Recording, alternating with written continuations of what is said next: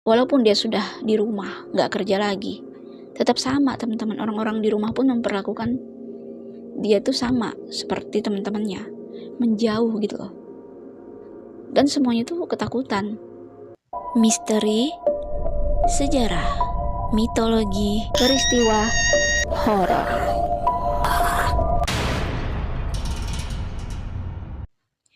Assalamualaikum warahmatullahi wabarakatuh. Hai, ketemu lagi nih dengan channel aku. Terima kasih ya kalian sudah klik video ini. Semoga kalian semua sehat walafiat ya. Teman-teman, di video kali ini aku akan membahas nih tentang pria satu-satunya di dunia yang selamat dari 7 sambaran petir dalam waktu yang berbeda. Kisah ini tentang Roy Flivan Salavan. Nah, kalian penasaran dengan ceritanya? Simak ceritaku sampai habis ya.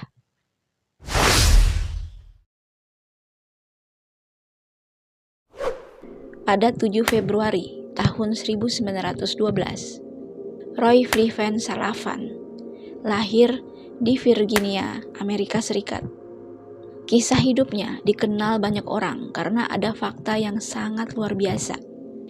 Karena dia selamat dari 7 sambaran petir itu, dia pun masuk di rekor dunia dan diakui oleh Guinness World Record. Awal cerita hidupnya pada tahun 1936, saat itu usianya 24 tahun. Salavan mulai bekerja sebagai penjaga Taman Nasional Park Shenandoah. Salavan dikenal sebagai pria kekar berotot. Wajahnya terlihat sangat sangar dan tegas. Pekerjaannya itu teman-teman membuatnya selalu berada di luar ruangan dan dia pun berdekatan dengan unsur-unsur alam. Salavan pun dikabarkan menikah sudah 3 kali dan dia memiliki 4 orang anak, yaitu 3 putra dan 1 putri. Salavan juga adalah salah satu anggota Gereja Baptis Shenandoah Heights. Dia menghabiskan 36 tahun lamanya bekerja sebagai penjaga taman Shenandoah Heights dan dinyatakan dia pensiun di usia kurang lebih 60 tahun. Perjalanan hidupnya teman-teman dipenuhi dengan kejadian yang sangat menegangkan.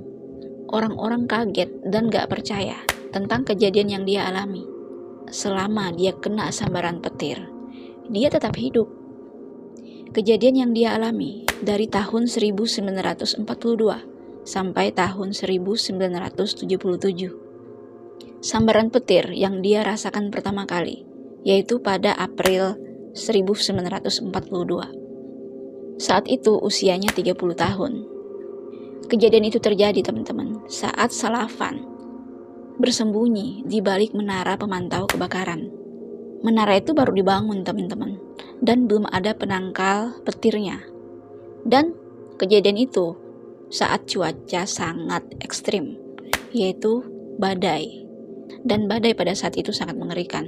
Suara guntur, suara petir menggelegar. Salavan pun panik nih dan juga ketakutan. Dia pun coba untuk bersembunyi dari badai itu. Nah, karena dia tahu menara yang dia jadikan tempat persembunyian itu nggak ada penangkal petirnya. Menara itu beberapa kali tersambar petir. Karena dia khawatir dan semakin takut, akhirnya dia pergi tuh dari menara itu. Namun belum sampai 5 menit dia keluar dari menara, dia tersambar petir teman-teman. Ya, rencananya dia ingin menghindar petir itu, namun dia langsung spontan tersambar petir di bagian kaki kanannya. Kaki kanannya pun agak terluka teman-teman, jarinya pun juga terluka, dan sepatunya pun bolong. Sambaran kedua terjadi pada Juli tahun 1969. Saat itu teman-teman, Salavan ini sedang mengemudi truk di pegunungan. Cuaca pada saat itu juga sedang badai, sedang gak baik-baik aja. Sambaran petir pun mengenai pohon di dekatnya teman-teman, dan termantul ke jendela truk yang dibawanya. Ya, jendela truk yang dibawa Salavan ini pun kena petir, dan Salavan pun otomatis terkena juga kan. Akhirnya rambutnya terbakar, bulu mata dan juga alisnya pun terbakar teman-teman. Dan pada saat kejadian itu pun dia langsung gak sadarkan diri. Apalagi pada saat itu tuh api di atas rambutnya itu hampir membakar seluruh rambutnya. Dan pada saat itu juga truknya itu masih berjalan, tapi berjalan pelan dan berhenti di tepi tebing. Sambaran ketiga terjadi pada Juli tahun 1970. Saat itu teman-teman, Salavan ini berada di depan rumahnya. Tapi pada saat itu nggak terlalu badai gitu loh, nggak terlalu hujan deras. Namun tiba-tiba ada petir menyambar. Petir itu menyambar transformator listrik yang ada di dekatnya dan termantul ke bahunya. Akhirnya bahunya terbakar dan terluka. Sambaran keempat terjadi pada Juni tahun 1972. Pada saat itu teman-teman, Salavan ini sedang bekerja. Dia bekerja dalam stasiun Ranger Taman Nasional Park Sinenbowah. Seperti biasa, dia berjaga di dalamnya. Saat itu ada badai lagi teman-teman. Dia pun terkena lagi sambaran petir saat dia berusaha keluar. Dan dia pun nggak tahu dan gak menyangka kalau hal itu bisa terjadi lagi. Akhirnya sambaran petir itu menyambar rambutnya, dan rambutnya pun terbakar. Saat itu teman-teman, dia berada di pos jaga. Dia pun coba tuh untuk memadamkan api yang ada di rambutnya dengan cara mengibas-ngibas kepalanya sendiri dengan tangannya, dan juga memadamkannya itu memakai jaketnya. Namun gak kunjung langsung padam. Akhirnya dia pun berlari pergi ke kamar kecil, dan dia pun mendapati handuk dan membasahinya, terus memadamkan api di kepalanya. Akhirnya berhasil teman-teman. Api yang membakar rambutnya pun padam dengan handuk yang basah itu. Setelah serangan petir keempat ini datang lagi teman-teman, dia pun menjadi trauma. Walaupun dulunya itu dia bukan orang penakut, memang dia berani, tapi gak setrauma ini gitu loh. Bayangin aja, dia sudah 4 kali disambar petir. Dan dia pun mulai membawa sebotol air untuk jaga-jaga memadamkan api di rambutnya. Jadi setiap dia beraktivitas mulai saat itu, dia pun selalu membawa air, walaupun sebotol atau 2 botol teman-teman. Nah, sambaran kelima terjadi pada Agustus tahun 1973. Saat itu teman-teman, Salavan ini sedang bekerja. Dia sedang berpatroli di luar taman. Ya, dia menggunakan sebuah mobil truk lagi dan berkeliling tuh di tempat kerjanya. Saat itu cuacanya juga gak memungkinkan, langit sudah gelap dan angin kencang. Dia pun ketakutan tuh teman-teman pada saat itu. Dia yakin bahwa nanti takutnya dia disambar petir lagi. Akhirnya dia memutar tuh mobilnya. Dan dia pun coba untuk berlari dari truknya itu. Dia keluar dari truknya dan meninggalkan truknya. Namun belum sampai 5 menit, dia pun tersambar petir itu teman-teman. Rambutnya pun terbakar lagi, tangannya terluka, kaki kiri dan kaki kanannya pun terluka teman-teman. Pada saat tersambar itu teman-teman, walaupun dia sudah terluka dan masih terbakar tuh rambutnya, dia itu masih sadar. Dan dia tuh coba tuh agar kembali ke truknya. Dia coba merangkak teman-teman dan berhasil ke truknya untuk mengambil air yang dia bawa tiap hari, dan berhasil memadamkan api di rambutnya. Dari kejadian itu, dia baru pertama kali melihat petir menyambarnya teman-teman. Dia pun trauma dan sangat-sangat ketakutan. Bahkan dia pun shock melihat langsung petir itu menyambarnya. Sambaran ke-6 terjadi pada bulan Juli tahun 1976. Saat itu teman-teman, Salavan ini sedang berjalan di sebuah jalan setapak kecil di tempat kerjanya.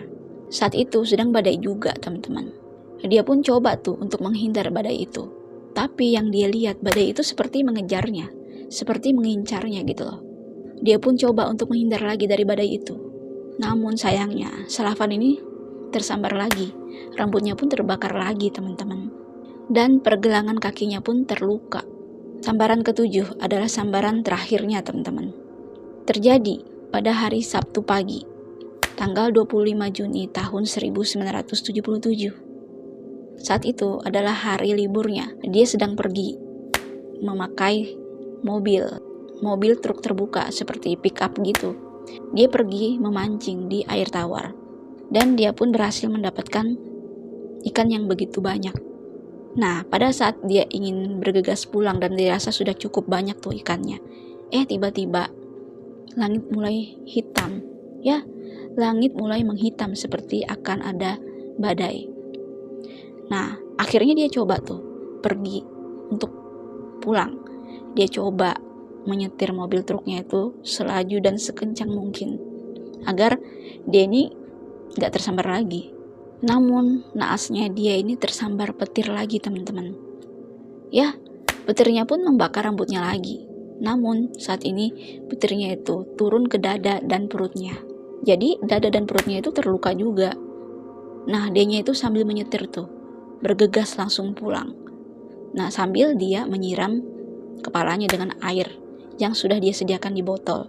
Namun di perjalanan gak disangka teman-teman, pada saat itu ada beruang liar yang ingin mencuri hasil tangkapan ikannya.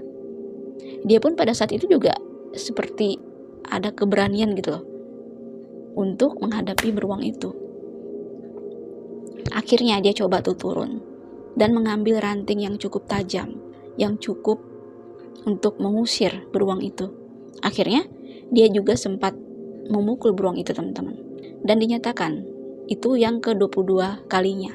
Ya, dia sudah pernah memukul beruang langsung sebanyak 22 kali. Dan itu pun beruangnya gak sama semua gitu loh. Akhirnya beruang itu pun pergi dan dia pun lanjut perjalanannya pergi pulang.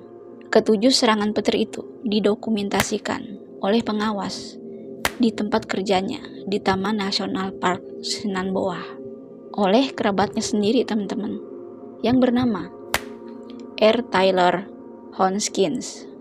Dan hal itu sudah diverifikasi oleh dokter. Saat itu pun Salavan diberi pengobatan. Dia pun dimintai keterangan teman-teman. Kenapa sih kok bisa dianya itu sering banget disambar petir? Nah, Salavan pun memberikan keterangan tuh. Dan dia mengatakan dari tahun-tahun sebelumnya, sudah lama banget, semasa dia kecil teman-teman, dia itu pernah juga pertama kali tersambar petir.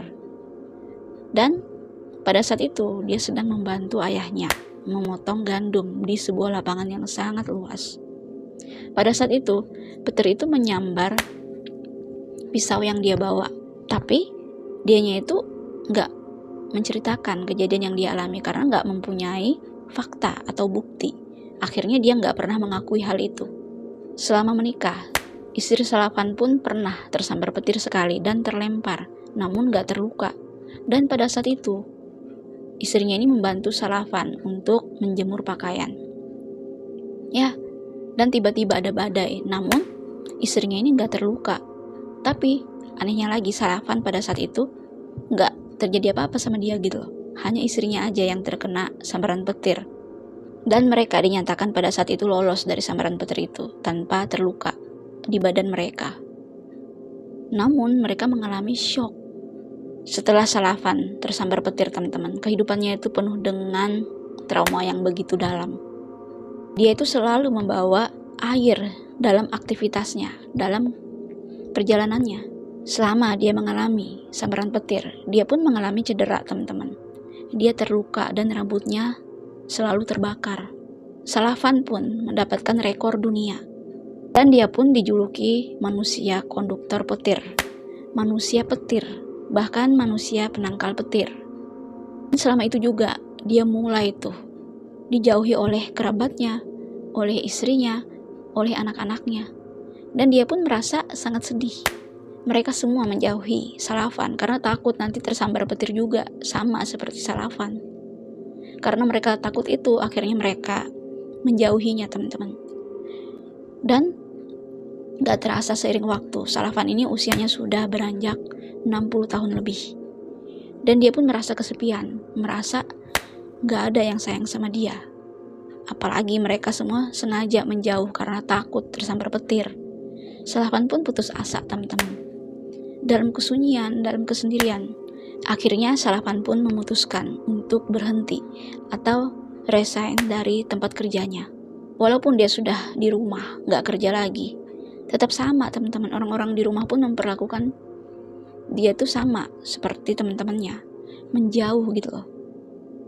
Dan semuanya tuh ketakutan karena saking putus asanya.